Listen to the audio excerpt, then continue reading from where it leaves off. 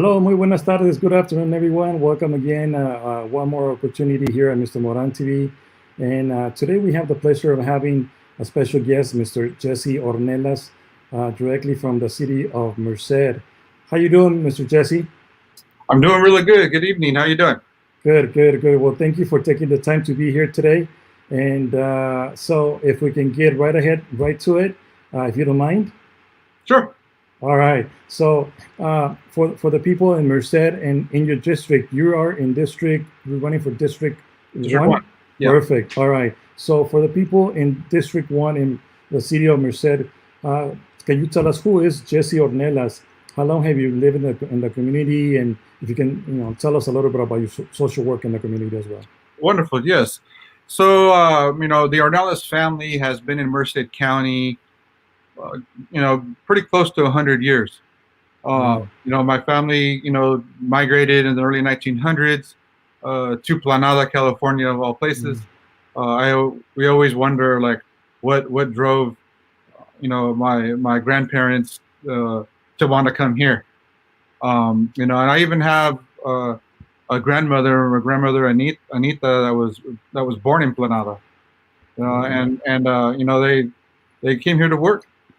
My great grandparents were trying to get away from the Mexican Revolution, and just raise their kids somewhere that they thought would be fruitful for them. My dad and my mother. My dad's name was Frankie. He passed away when I was 16 years old. My mom's name is Yostolia. Both of them were raised in farm labor camps in the 40s and 50s. Went to school in Le Grand High School. Mm. They had a lot of fun. They still got the same friends they had in high school they have now. Or at least my mom does, right? Right before, like in the 70s, my mom and my dad decided to move to Whittier, California, which is where I was born. They went down there to work, and we ended up coming back when I was about 15, and uh, when I was 16 is when my dad died. My dad had suffered from mental illness, uh, pretty much, my most of my life, most of my childhood, and so, like, growing up, when you have a family member with mental illness, you kind of get exposed to a lot of different things Mm. that most traditional homes don't experience. A lot of trauma in the home and things, and it kind of really impacted my life at an early age. Because I was left unattended at home because I had so much trauma, and there wasn't really the resources to support me, a kid like me in Planada. I ended up you know, uh, you know, starting a drug addiction, being gang involved, system involved, involved in the juvenile justice system, for quite a few years. Um, I've always been really rooted to my culture, and really being, like, connecting with working class folks. Working in the fields a little bit when I was young, working in local packing sheds, um, you know, doing a lot of just different labor type jobs in the area. I didn't have no education at all at that time, and so I just kind of did what I had to do to survive. You know, I had at that time I had a daughter when I was 21 years old, and she's now 25, right? So this is like the middle of the 90s, right? And the 90s was a hard time for me. Being in Merced County in the 1990s, being somebody that was, impacted the way I was, looking back, and I even talked with my friends about it. Like, I'm surprised we survived the 90s. The 90s was a hard decade in Merced County, especially when you lived in the poor side of town, or, it was always, about survival. I moved to Merced when I was 18 years old. And the only time I've left was for 5 years when I moved to Arizona, really to just get away and try to get some work experience, and change, you know, start changing my life a bit, and that's during that time when I was gone, I started trying to find myself a bit. Started participating in martial arts, you know, judo to be exact, and and reading some philosophy and really getting to know just the way of the world a bit. Not that where I lived at in Arizona was like some contemporary, uh, philosophy hub of the world. But I was this is starting to expand my horizons a little bit. But I was there for 5 years, and it didn't take much time for like all that unaddressed trauma that I had as a kid growing up to start impacting my life again. Eventually I had to come back to Merced because I had no other options. I was living a really risky lifestyle, and I wasn't really able to protect my kids at that time, and support my children the way they had. And by then I had two daughters, right? I came back, and like this was when, a couple of years later, it's like I was at that point in my life where something needed to change, or else I was going to end up going to prison, or I was going to die. And luckily I was able to get help for a substance abuse disorder, and I really never looked back. I was able to, I was pretty much, during this time, it was 2008, 2009. I was told to either you're going to go to get a job or you're going to go to school. From the program that I was in the Merced County Probation Department, right? And there was no jobs, so I decided to go to college, and it, it, my life really took off from there. I was really good at school. I had a passion for something. I had never had much of a passion for anything. Mm-hmm. I had my daughters back in my life, and my life was in the upswing, and it was right about then when I realized that I really wanted to commit my life, realize my purpose in life was my community. I grew up in an area in Whittier where I was exposed to like a lot of the Chicano culture, the working class culture, and the farm worker movements, and the brown beret movements, and where I learned, like, for me to be a solid man means I need to be within the community, and to be an example for the younger generation, to let them know that that people's lives can change. And so I committed myself to that. I started, excelling in college, being a part of student government. I was a president of the Associated Students Association at Merced College. I was the founding president of META, and I graduated with honors there. I was, a pretty active personality on campus, where I was really outgoing. I had a pretty good college experience for being somebody that was, 35, 36 years old. And that was when, I had started the Merced Brown Berets, and I really, like, just to be really transparent, like, I was really active in the 12-step recovery program. And a part of that 12-step program was like, you need to make amends. And I needed to make amends to like the people in my life, but I also had to make amends to my community. And so like I used the Brown Berets as a platform for it. And so for those who are not familiar with the Brown Berets are a grassroots Chicano-based, somewhat militant organization that started in 1969. They played a big part in, the Chicano moratorium against the Vietnam War, where brown and black folks were basically used as cannon fodder during the war, and they also supported different student movements that were around make access to higher education for black and brown folks. And so using that ideology, I really started giving back to my community. I started. I had got this bright idea to start filming the police in the community, because like we kept on hearing stories about police brutality in the city of Merced, and then like during this time, just like now, the city council was full of people that were either in real estate or they're involved in law enforcement. And as most folks know now, a lot of the city council members now are involved in law enforcement in one way or another.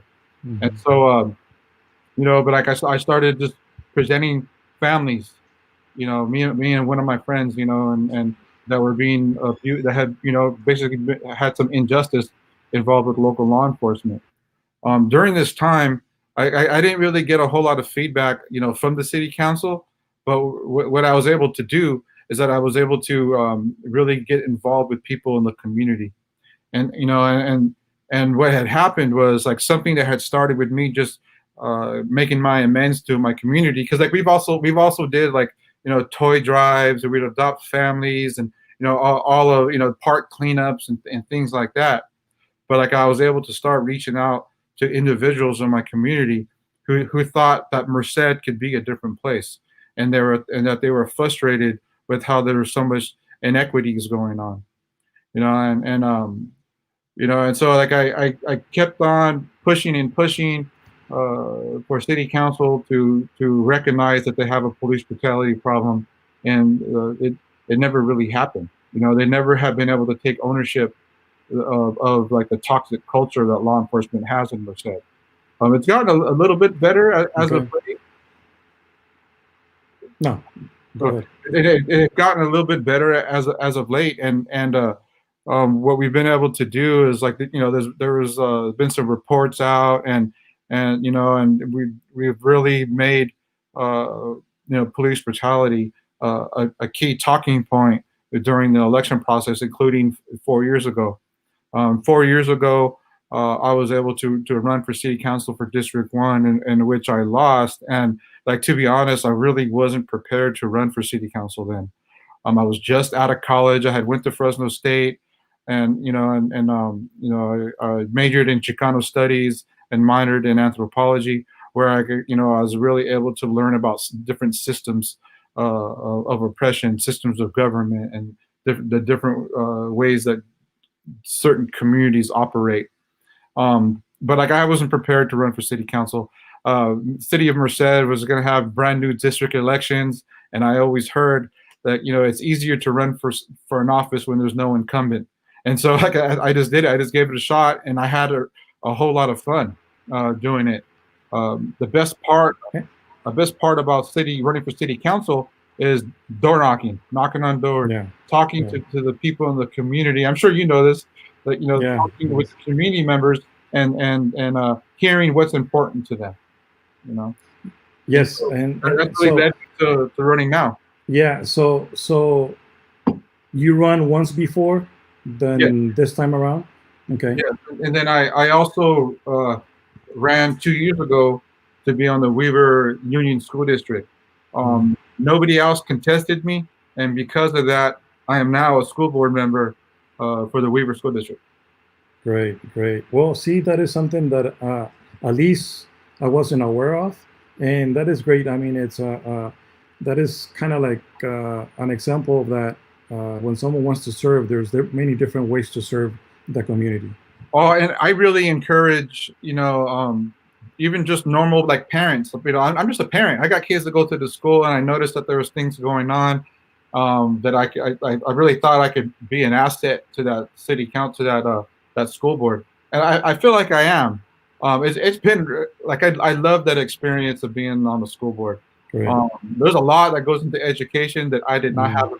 have a clue about, and so like I have a real great respect for our teachers, for our admin, and even for other school board members, and especially the Nice. superintendent. They're not just being a resource to the community, but they're also kind of running a business at the same time, where their business is giving.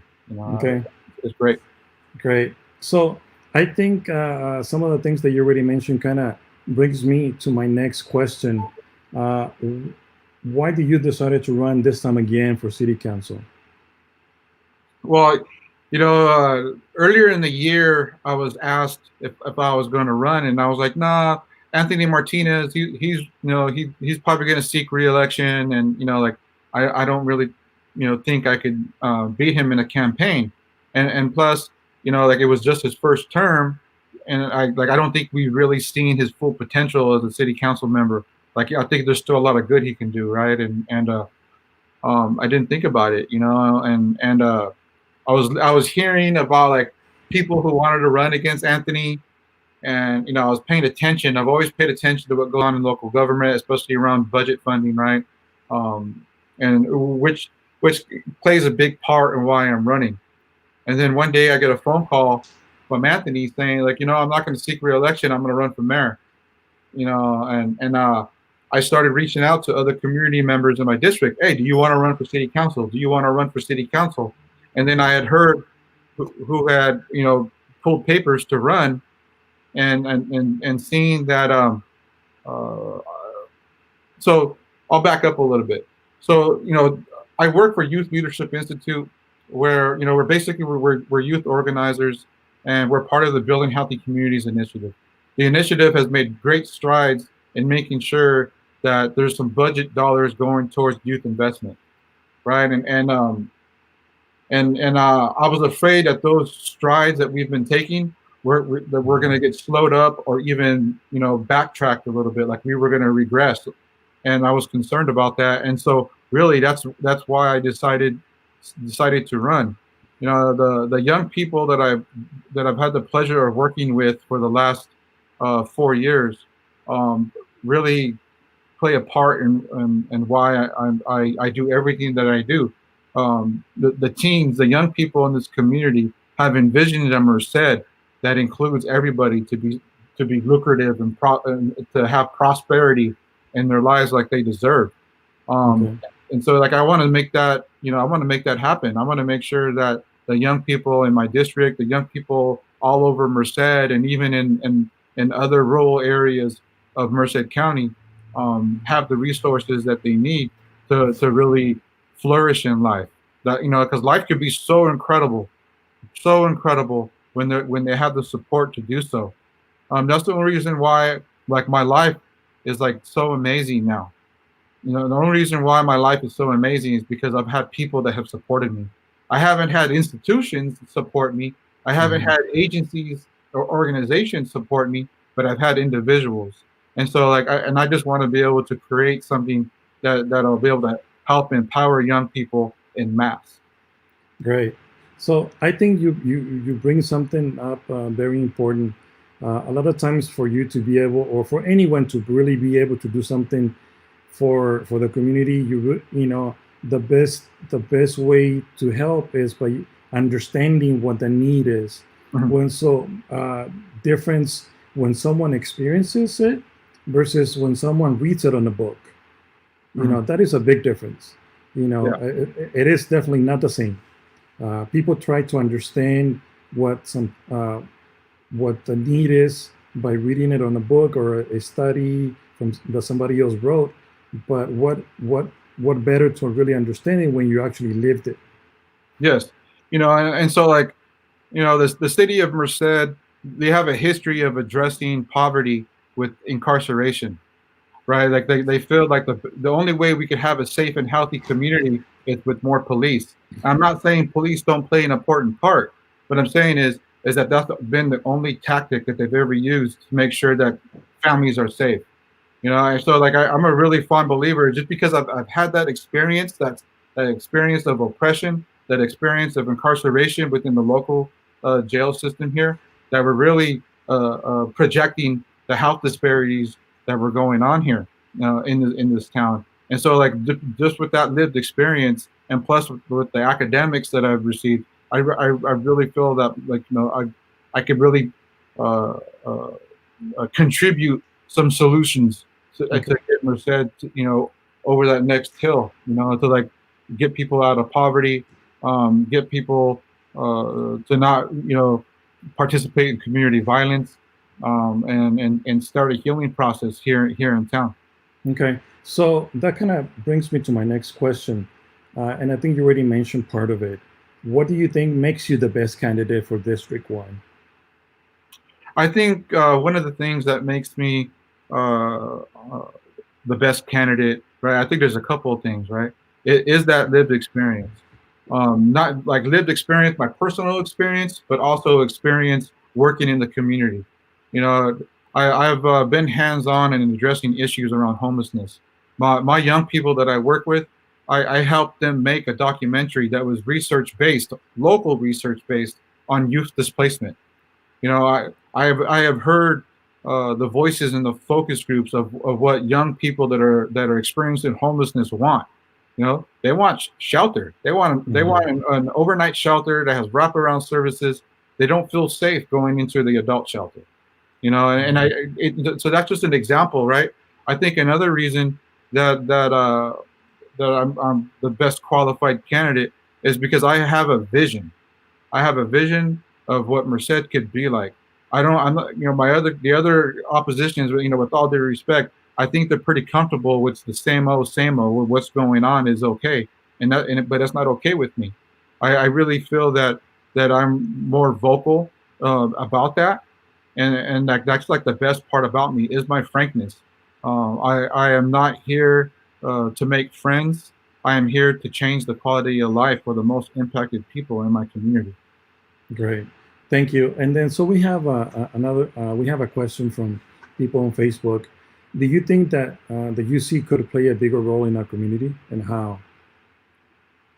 Yeah, so like how the UC had, for the first few years, like the part they played was like they would give UC Merced students a trash bag, tell them to go to this park and go do some community service, right? Like that was how the UC gave back to the community, right? And so like a lot of community folks were like, nah, man, we need this. We need Mhm. research done. We need, your students to do research around around the inequities, around the quality of life, how we're being impacted by national issues, but localize it, right? And so like it's been better, right? I really think now um, how the UC could help is that to support the organizers that are already here, help creating organizations and nonprofits using the student resources that they have. I would like to see some more UC Merced based grants that Okay. would pay for stipends for young people, to do job training. Yeah. I would like to see the UC, like to a lot of kids in Merced, especially in South Merced, UC Merced might as well be in Korea. Like it's something that's so unattainable to them. And so I think doing some more outreach and a lot more mentorship programs from UC Merced would help with that. Okay. And actually, that brings me up to a follow up question in regards to UC Merced in Merced. Uh, in the last few months, I've seen some discussion at City Council in regards to housing development, and I think that the key word here is affordable housing. How could that affect uh, housing to make it affordable for the other residents in Merced, and not just affordable to the UC students? Yeah, I'll tell you that the people of Merced really got the short end of that stick of the stick when it comes to like the housing like the housing to UC Merced students, right? Like we really been suffering. I'm a renter here. In the last 2 years, our rent goes up 2 or 3 times. All right, and so like I was on the Merced County Public Health. Um, they had a committee that did a public health assessment of the UC Merced 2020 plan or 2030 plan. What we found out was uh, the the economic growth is it going to keep up with the housing or with uh, um, the housing and population boom, right? And I got like a lot of good insight from being a part of that committee. Um, and we need to make sure that we're building enough housing that's affordable for first-time buyers, for lower class. The past 5 years, not very many houses. I think last year they didn't build one house that was affordable for lower income. It was all for middle class and upper class. A lot of those houses were just a block down from me. The people that live here, that have been living here, we can't even afford to buy a house in our own neighborhood. A lot of the people that live there come from other parts of town, or they come from like the Bay Area and stuff. What we need to do is hold UC Merced accountable. We need to make sure that they have at least 75% of their student body living on campus. Because they're taking up too many of the houses that are for rent. Renters here, um, they're the landlords, property owners, they're going to raise the rent because they know college students will pay for it. But what does that do for the working class families? What does that do for the working class families that have basically supported the economy here for decades? We have families that have uh, have been living in poverty for generations, right? And then so like to be able to for them to gift wrap the package to UC Merced, that doesn't also benefit the people, is disrespectful to the sacrifice of the brown and black, white, Asian, all the colors of the spectrum. It's disrespectful to all of them, and Mhm. especially the working class people. So it's like a really important that we do it the right way. Like I'm not saying like Merced shouldn't grow. Merced should grow, but we need to make sure that we're going to be able to do it in a way that benefits the most vulnerable and most impacted people. And I really believe I could be a big contributor to that. I really think Okay. I could play a big part in that role. I've been around a lot of different organizing spaces all through California, all through different parts of Arizona, and like they've addressed these issues. In Nevada, lots of growth going on in Nevada, and they're still able to build houses like it's a miracle, right? Because we can't do it Mhm. here. They're able to build houses that were in the price range of the lower income Yeah. folks, right? Yes. And so like I believe we can do it. We just got to have the willingness. We have developers that are coming in from out of town. They don't care about the working class people in Merced. They just want to make sure they can line their pockets. And then we end up having elected officials here that pander to them and gift wrap them uh, development deals that don't benefit us. Great, great response. And I think that is important for the people in your district and the people in the city of Merced to understand and know how things get done. I mean, things don't happen overnight. They take planning, and they I mean, it takes a lot of different uh, sectors of the community to get things done. So there's a lot Um, of ducks that got to get in a row. yes. Okay. Well. Is there anything else that you might want to add to this conversation? Um, you know, I think there's always been a lot of talk about defunding police, right? And some people might be in line with it, some people might not. But I think we need to start, building systems and mechanisms and put them in place so that we don't need to be dependent so much on law enforcement. Law enforcement, I feel like is overextended itself. I think they're doing too much, you know, work around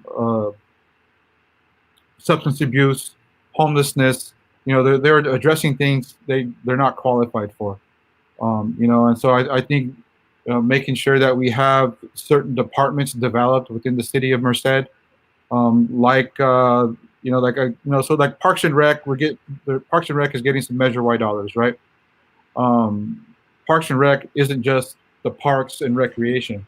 Parks and Rec is actually like the public works and Mhm. parks, and then the recreation. And so what I would like to do, what I'll advocate for, even if I don't win city council, is that recreation will be its own department, and maybe it'll be recreation and community enrichment. We have Measure Y dollars coming in. Hopefully, we'll have the Schools and Communities First initiative passed in November. It'll be bringing in, I think $70 million into our community.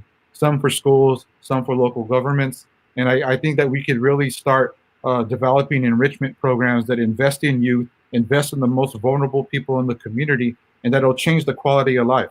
You Mhm. know, I really think that if we start uh, developing programs in the city of Merced that address adverse childhood experiences, that address community violence in South Merced and in other areas of Merced, right? Because before violence and drugs was only something that happened in South Merced, happened in the West Side, right? Nowadays, violence and community violence is happening everywhere, Mhm. and so like we need to start addressing it. If we want to make uh, business commercial zoning more attractive, right? For commercial businesses, then we need to start taking care of the people that live here. We need to start investing in the working class people. So when these new jobs come into town, because it's only Merced is only going to develop more, because of the UC. We need to start developing our working class here, our labor pool. We need to start making sure they have the proper resources and proper training to hold those jobs. Because if not, they're going to get pushed out. Gentrification is going to happen. The families that have lived here for generations are no longer going to be able to afford to live in Merced, and new families will come in. Not that having new people coming into Merced is a bad thing, but we need to make sure that we're loyal to the people that have lived here, that have supported this community for years. Great. Well, thank you so much, Jesse. I really appreciate you taking the time to be here and to really get your message out to the community, especially to those people in District 1 and Merced County and City of Merced. And so don't forget, make sure that you, if there's anyone still out there that hasn't registered to vote, make sure that that you register to vote. There's still time. And actually, you can register to vote until the day of the elections, November 3rd. You can actually attend the polling place, and you can register, fill up your form, and they will give you a ballot. And both of them will be sent in at the same time. And once your information is confirmed, they will make your ballot valid. So register to vote. And if nothing else, thank you so much, Jesse. I really appreciate it. And thank you for reaching out and for continuing that communication with the entire community. Thank you. Wonderful. Until next time. Bye.